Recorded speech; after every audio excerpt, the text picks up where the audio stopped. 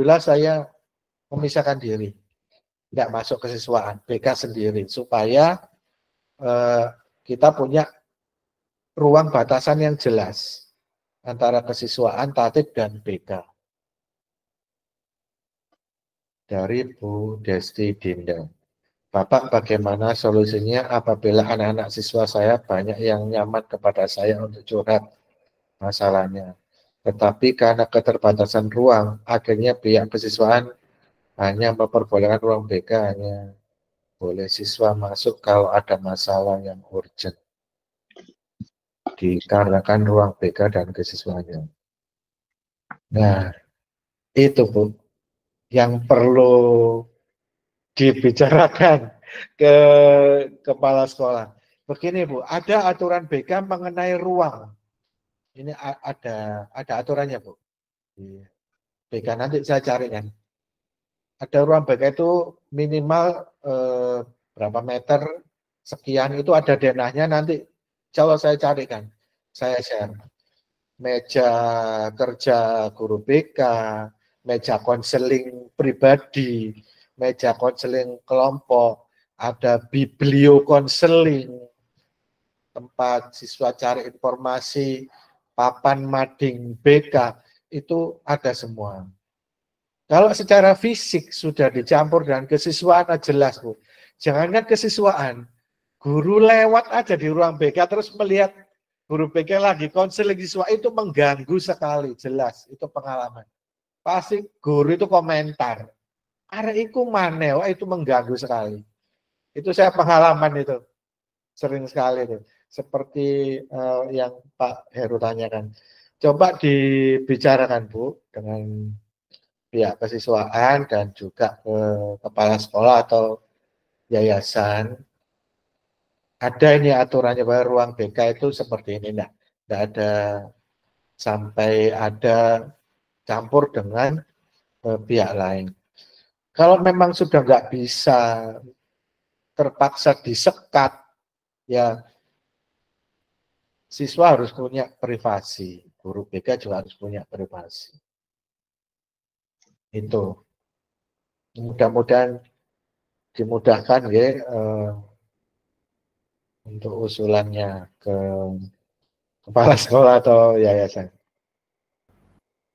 Ini daftar absensi, ya. Okay. Absensi tidak bisa dibuka Bapak Ibu. Absensi error. Gimana Pak? Ya, mungkin masih dicarikan solusinya untuk absen. Ini. Bapak Ibu yang lain ada yang mau mencoba untuk bertanya lagi untuk mengenai ruang barusan, mungkin bisa dirembuk bersama Pak ya dengan pemangku kepentingan sehingga disediakan ruang khusus yang lebih nyaman. Terima kasih Pak Daniel. Oh, dari Gamajan Dikia. Saya dari Gamajan Dikia. Ini sekolah binaan saya Bapak Ibu. Nggih, Pak. Mau tanya lagi Bu, monggo.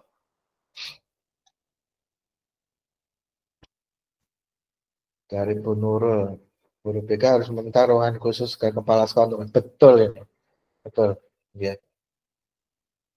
Iya Pak, susahnya di sekolah saya itu hanya itu Pak. Kemarin baru dapat teguran sih dari kesiswaannya kalau BK itu hanya boleh siswa masuk kalau ada masalah yang urgent seperti bertengkar atau masalah-masalah yang darurat gitu loh Pak. Kalau untuk curhat masalahnya, kalau curhat biasa itu tidak boleh gitu Pak. Jadi saya bingung Pak untuk ngomong ke kepala sekolah bagaimana kalau saya minta ruangan sendiri itu pripun gitu. Gini. Dulu pernah Bu, Ibu ada jam masuk kelas? Ada Bapak, saya jam masuk kelas 6 jam. Perharinya 1 jam. Itu bisa dimanfaatkan Bu, jam masuk kelas itu untuk konseling kelompoknya. Kalau konseling pribadi mengenai waktu dan kapasitas ruangan, biasanya memang ada guru yang tidak memperbolehkan siswa, ini kok ngapain sih ke BK bolak-balik, itu ada. Khawatirnya guru itu anak-anak menyalahgunakan ke kantin, makanya itu kekhawatiran guru mapel tidak memperbolehkan. Meskipun sudah datang memo panggilan, itu saya pernah. Akhirnya tetap saya forward ke gurunya. Pak Bu, ini masalah penting ya. Ibu jelaskan ke kesiswaan, ke guru mapel yang tidak mengizinkan untuk ke ruang BK. Ini masalahnya penting, tapi tetap privasi. Anda yang harus jaga kerahasiaannya. Diskusikan sambil ini Bu, dikasih pisang goreng sambil makan, itu enak. Kalau biasanya tegang nanti malah tetap nggak diperbolehkan. Jadi sekarang anak-anak jarang untuk curhat Pak masalahnya, jadi dipendam sendiri kebanyakan. Karena itu kan saya udah bilang, kalau curhat sekarang saya alihkan melalui WA sih Pak, kalau curhat gitu. Iya, benar. Iya Bu, waktu zaman COVID itu gembar-gembor virtual counseling ya, counseling online atau via WA atau video itu memang nggak bisa maksimal karena kita nggak bisa melihat reaksi tubuh mereka, bahasa tubuh mereka, wajah, bahasa intonasi itu nggak bisa. Apalagi hanya sekedar chat WA. Tapi ya itu fasilitas minim yang kita punya ya kita manfaatkan. Ibu punya IG ya? Iya, punya. Monggo itu bisa jadi cara informasi, motivasi buat siswa-siswinya. Sambil menunggu proposal ruangan baru. Ya. Sambil menunggu ya di ACC lah. Ya, mudah-mudahan segera ini Pak ya, tersolusikan. Amin. Sehingga ada apa ya? Ada kenyamanan antara siswa dengan lingkungan yang di sekitar. Dan mungkin yang terakhir Bapak, sebelum closing statement, karena mengingat waktunya tinggal 2 menit lagi, untuk sebagian besar ya sekolah, kalau yang saya alami, sekolah itu anak-anak ini kurang banyaklah katakanlah anak-anak yang tidak suka dengan aturan-aturan sekolah, tata tertib sekolah gitu Bapak ya. Sukanya misalkan salah satu contoh kecil saja, baju kalau misalkan disuruh masukkan itu sulit sekali bagi anak-anak itu untuk dimasukkan bajunya dengan alasan yang tak keren lah, yang kurang gaul atau bagaimana begitu Bapak. Bahkan itu pun sering kita panggil anaknya, sudah kita nasihati baik dari BP dan sebagainya. Tetap saja mungkin cuma adanya waktu ketemu sama guru, setelah itu tidak ada guru di luar, dibuka lagi gitu. Nah, untuk menyikapi masalah-masalah seperti ini kira-kira bagaimana menurut Bapak? Gini Pak Fatullah, ini istilahnya ada pagar bagus ya. Pagar bagus atau pagar ayu, artinya setiap guru harus punya konsep yang sama, pemikiran yang sama.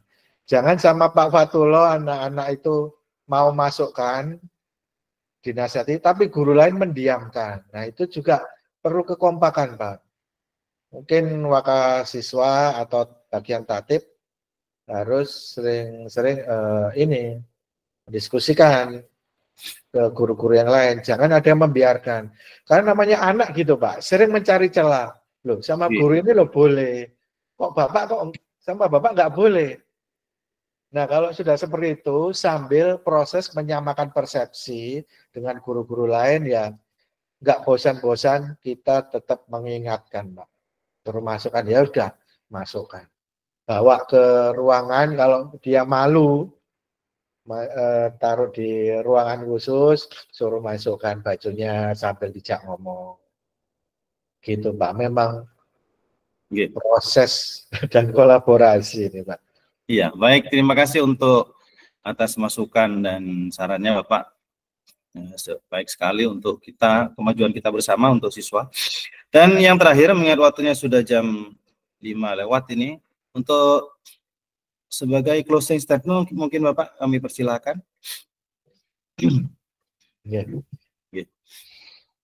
Closing statement saya bagi guru-guru BK ataupun guru yang ditunjuk sebagai BK,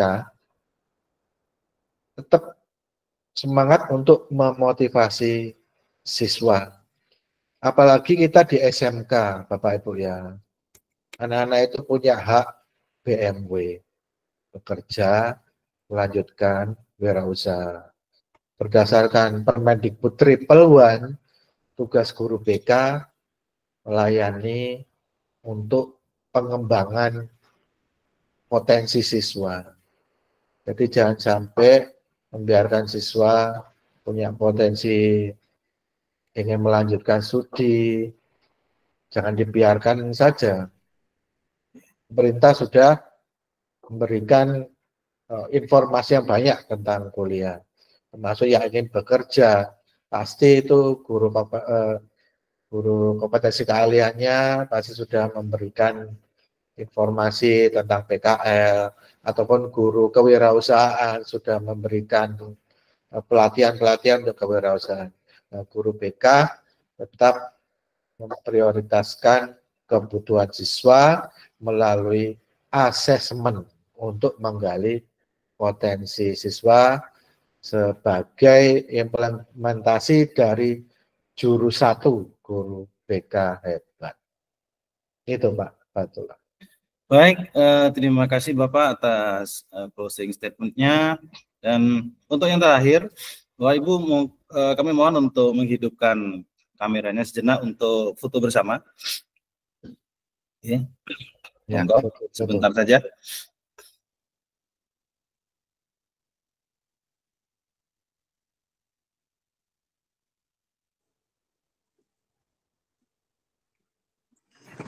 Baik, saya hitung ya, untuk bisa ngambil posisi terbaik.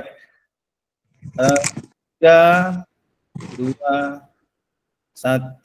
Nah, baik, terima kasih Bapak Ibu sekalian untuk waktunya pada sore hari ini, dan tak lupa saya menyampaikan terima kasih atas kebersamaannya, dan juga kepada Bapak Daniel Yuda kami sampaikan terima kasih telah membersamai kita pada sore hari ini, dan Bapak Ibu juga sekalian. Untuk yang terakhir sebagai penutup saya mau berpantun kembali. Bunga melati harum semerbak, tumbuh mekar di taman dan asri. Semoga webinar ini membawa berkah, membuka pintu ilmu dan inspirasi. Amin. Baik, terima kasih Bapak Ibu sekalian. Untuk acara pada sore hari ini saya akhiri. Assalamualaikum warahmatullahi wabarakatuh.